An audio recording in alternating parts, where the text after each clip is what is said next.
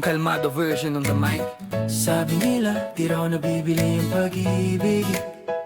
Oh yeah yeah. Sabi nila, di raw nabibili yung pag-ibig. Pero di sila nakikinig. Ako, nakikinig ako. Biniran mo siya ng Rolex na bago, pero oras mo di mo man lang maialay sa kanya. Akala mo sapat na ang mga regalo para mapangiti siya, pero ang gusto niya, ikaw lang sana. Iniisip mo na okay na siya, pero ang kailangan niya ay presensya mo. Hindi mo napapansin na unti-unti na nawawala siya sa piling mo. Sa simpleng bagay tayo nagkukulang. Naririnig mo siya pero di mo naunawaan. Bakit pinapahirap ang bagay na madali lang? Hinahanap mo ang sagot na nasa harapan mo na.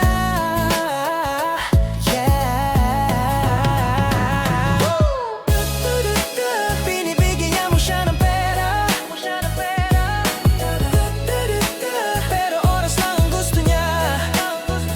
Patuloy mong binibigay ang mamahalin, pero di naman niya kailangan yan. Kung di ka titigil, mag-isa ka rin sa huli. Akala mo alam mo ang mahalaga, habang hinahabol mo yaman at kasikatan. Di mo alam nawawala na pala ang tunay na kayamanan. Hinahabol mo ang pansamantala, habang ang totoo'y nawawala na.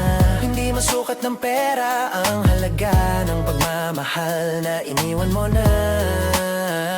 Sa simpleng bagay tayo nagkukulang. Naririnig mo siya pero di mo naunawaan. Bakit pinapahirap ang bagay na madali lang? Hinahanap mo ang sagot na nasa harapan mo na.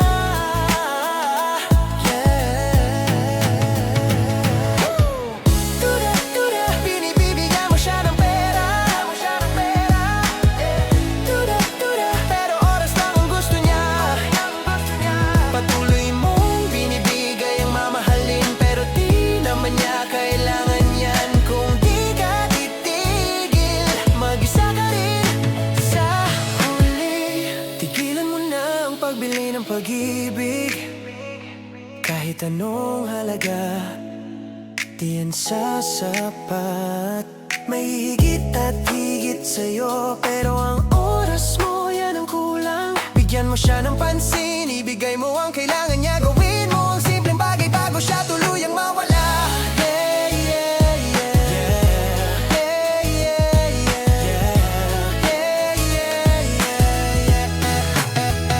Yeah, yeah, yeah. Pakinggan mo, huwag kang magbulag-bulagan. May mabuti kang kasama, huwag mong pabayaan. Kotse, damit, luho, di mahalaga kung di mo siya kayang samahan. Sa gabi't umaga, kung siya ang babae mo, hawakan mo na maigpit. Ibigay ang pag-ibig na hindi kayang bilhin, bago siya tuluyang mapagod at umalis, at sa iba niya hanapin ang lambing. Sa simpleng bagay tayo nagkukulang. Narinig mo siya pero di mo naunawaan. Bakit pinapahirap ang bagay na madali lang? Hinahanap mo ang sagot na nasa harapan